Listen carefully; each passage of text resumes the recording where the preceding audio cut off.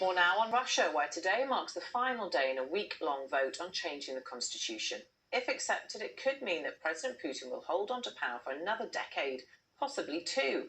Our international editor Gabriel Gatehouse has been reporting on Russia since the beginning of Putin's reign and has this report.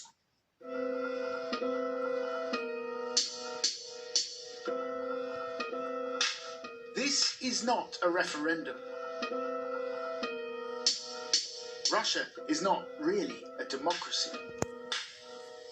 But this is not a despot, and Russia's president is no dictator.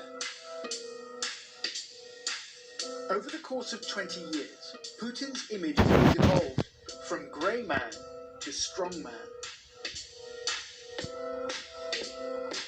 In fact, he is neither.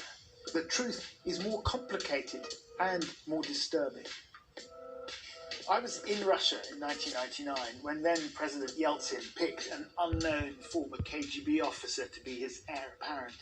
And back then, pretty much everyone said the same thing about him. They've picked him, they said, because he's a nobody, because they can control him. He'll never last. How wrong we all were.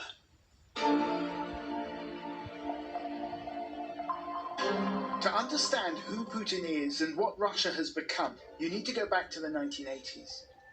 According to the official narrative, in the dying days of the Cold War, Dresden was a backwater, and Vladimir Putin, the young KGB officer, was stuck in a dead-end job.